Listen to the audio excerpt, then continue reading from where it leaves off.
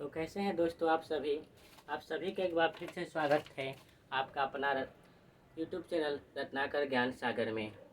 तो दोस्तों आज हम आपके लिए लेकर आए हैं 10 क्लास के इतिहास के तीसरी इकाई हिंद चीन में राष्ट्रवाद। तो दोस्तों हिंद चीन में राष्ट्रवाद, जैसे कि आप लोगों ने पहले जाना कि राष्ट्रवाद का मतलब क्या होता है।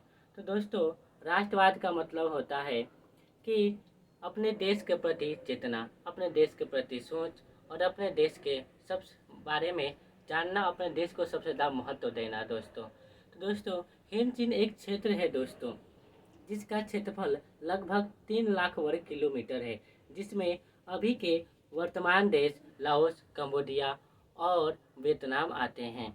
तो दोस्तों क्लास शुरू करते हैं। आज का पहला सवाल है, हिंद चीन का क्षेत्रफल कितना है। तो दोस्तों हिंद चीन का क्षेत्रफल लगभग 3 लाख वर्ग किलोमीटर है।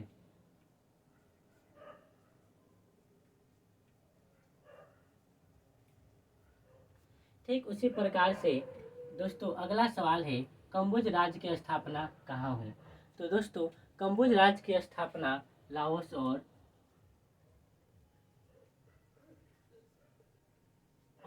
कंबोडिया में हुई।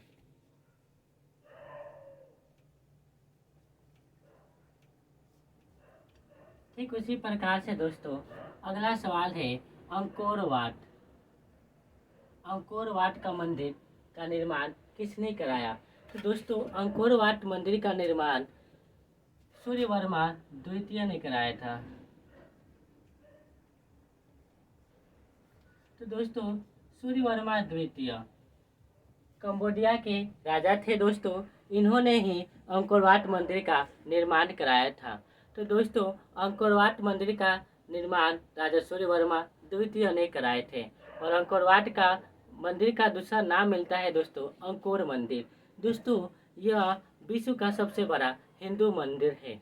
ठीक इसी प्रकार से अगला सवाल है, अंकोर वाट का मंदिर कहाँ है। जिस तरह से दोस्तों अभी आप लोग को बताएं, अंकोर वाट का मंदिर कंबोडिया में है। ठीक उसी प्रकार से अगला सवाल है, कंबुज का पतन कब हुआ। तो दोस्तों कंबुज जो राज्य का स्थापना हुआ था, तो दोस्तों ये लाओस और कंबोडिया में हुआ था। तो इसका स्थापना दोस्तों हुआ था 4ठी शताब्दी में। 4ठी शताब्दी में दोस्तों कंबुज राज्य का स्थापना हुआ और कंबुज राज्य से ही संबंधित हमारे राजा सूर्यवर्मा द्वितीय थे, जिन्होंने अंकोर वाट मंदिर का निर्माण कराया। तो दोस्तों कंबुज राज्य का पतन 16वीं शताब्दी में हुआ था। तो इस तरह से दोस्तों पता चलता है कंबुज राज्य का स्थापना हुआ 4ठी शताब्दी और पतन हुआ 16वीं शताब्दी। ठीक उसी प्रकार से अगला सवाल है, वास्को डिगामा भारत कब आया। ये तो दोस्तों आप सभी को पता है, वास्को डिगामा भारत 1498 ईस्वी में आए थे। तो दोस्तों वास्को डिगामा 1498 ईस्वी में भारत आए। इन्होंने दोस्तों भारत आने के लिए समुद्री मार्ग का खोज इन्होंने ही किए थे। तो भारत आने के लिए समुद्री मार्ग का खोज का श्रेय दिया जाता है आपको वास्को डिगामा को। ठीक उसी प्रकार से दोस्तों अगला सवाल है, हिंद चीन पहुंचने वाला प्रथम व्यापारी कौन था। तो दोस्तों वह पूछ रहा है सवाल कि वो ऐसा आदमी जो पहली बार हिंद चीन पहुंचा, वो भी व्यापारी दोस्तों। तो पहुंचे थे दोस्तों पुर्तगाली।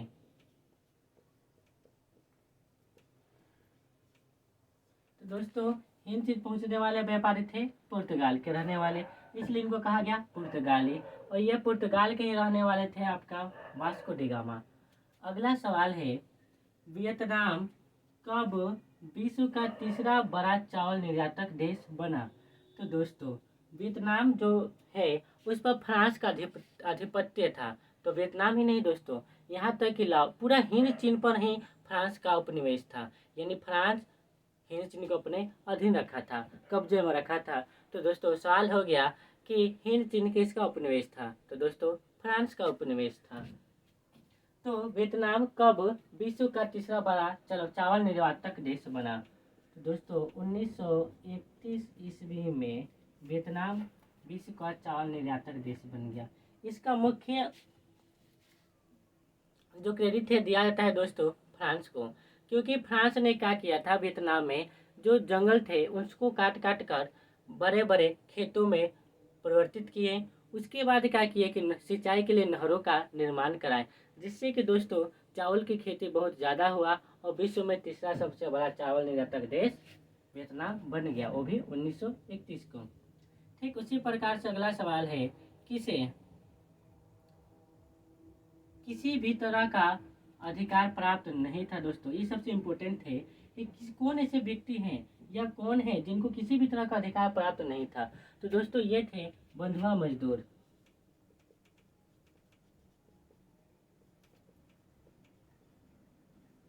बंधुआ मजदूर इनको दोस्तों कहा जाता है एक तरफा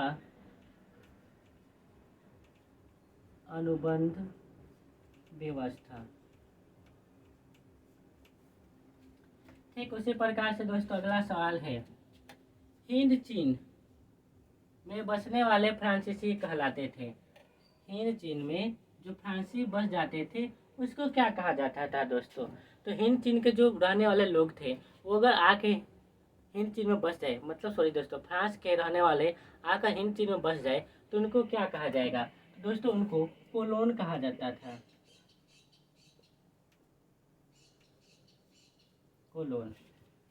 उसी प्रकार से अगला सवाल है, the history of the loss of Vietnam के लेखक कौन हैं।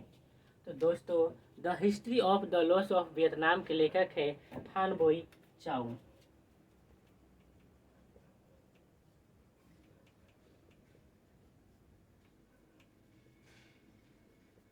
तो दोस्तों the history of the loss of Vietnam ये बहुत इंपॉर्टेंट सवाल है दोस्तों। इसके लेखक है फान बोई चाउ। इन्होंने दोस्तों ये पुस्तक लिखकर एक तरह का हिंद चीन में ना बहुत बड़ा क्रांति ला दिए थे दोस्तों।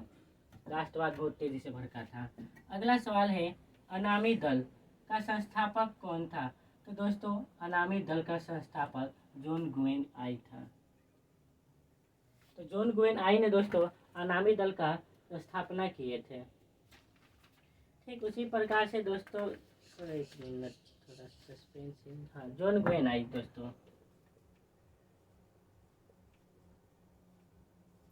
जॉन गुएन आई ने दोस्तों अनामी दल का स्थापना किए।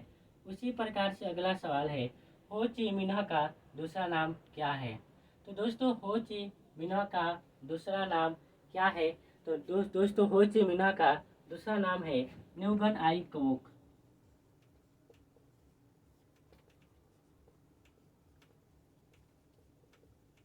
दोस्तों हो ची मिन्ह का दूसरा नाम हो गया न्यूगन आई कोक।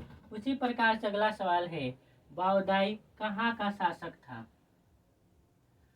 तो दोस्तों बाओदाई अनाम का शासक था दोस्तों। अगला सवाल है, अंकोर वाट मंदिर का निर्माण कब हुआ। तो दोस्तों अंकोर वाट मंदिर का निर्माण 12वीं शताब्दी में हुआ था। आप लोगों को पता है अंकोर वाट मंदिर का निर्माण सूर्यवर्मा द्वितीय ने किए थे। तो दोस्तों अब क्लास समाप्त होता है। अगर आपको यह क्लास अच्छा लगता है, वीडियो अच्छा लगता है, तो आप ज़्यादा से ज़्यादा मात्रा में शेयर करें।